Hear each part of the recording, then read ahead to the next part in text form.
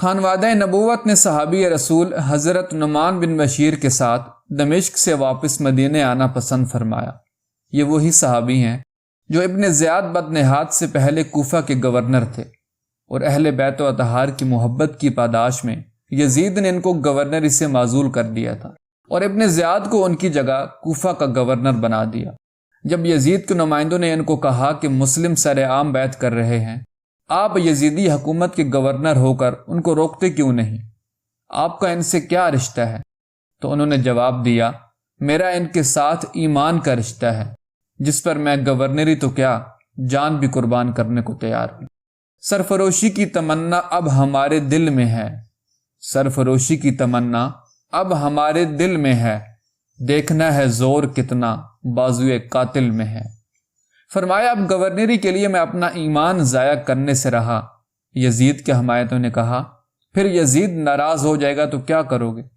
فرمایا یزید کی ناراضگی پسند ہے، حسین ناراض ہو گیا تو خدا و مصطفیٰ ناراض ہو جائیں گے، اور ویسے بھی یزید نے حکومت کے نشے میں جو اہل بیت کو ستانے کا سلسلہ شروع کر رکھا ہے، یہ ایک فتنے سے کم نہیں جو اس کی حکومت کو عنقریب ختم کر دے گا۔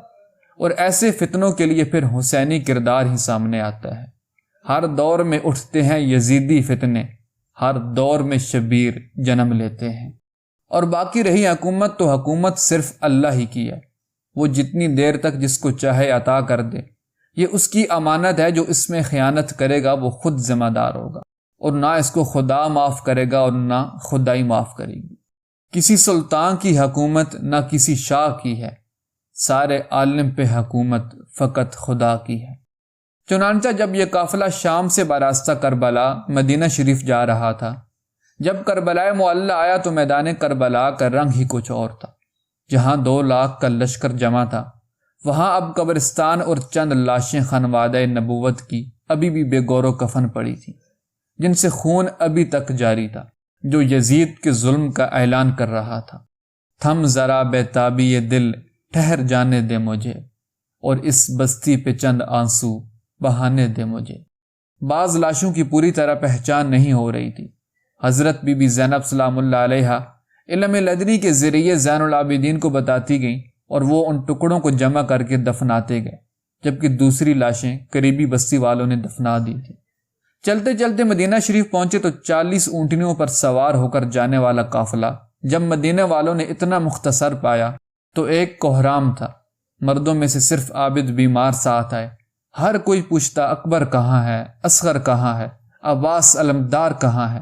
اونو محمد کدھر گئے؟ آگے سے جواب ملا، جو مصیبت ہم پہ گزری کیا کریں اس کا بیاں، کوئی دنیا میں نہ ہوگا اس طرح زار و نزار۔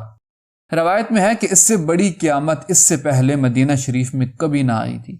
تمام مہاجرین انصار جمع ہو گئے اور شور مچ گیا۔ جب زین العابدین کے کپڑوں پر شہدائے کربلا کا خون دیکھا تو سینے شک ہونے لگے، اور مرغ بسمل کی طرح اہل مدینہ تڑپنے لگے۔ زہرت اور ریاض میں ہے کہ مدینے میں یہ 5ویں مرتبہ ایسی قیامت بپا ہوئی۔ اس سے پہلے 4 مرتبہ اس سے ملتے جلتے حادثات ہوئے۔ جنگ احد کا واقعہ، حضور پاک صلی اللہ علیہ وسلم کی وفات، جس دن حضرت علی المرتضیٰ کی شہادت کی خبر کوفے سے مدینے آئی، جس دن امام حسین مدینہ چھوڑ کر کوفے کی طرف روانہ ہوئے، اور آج کا دن۔ مگر آج کا دن اپنی نوعیت کے اعتبار سے بہت ہی المناک تھا۔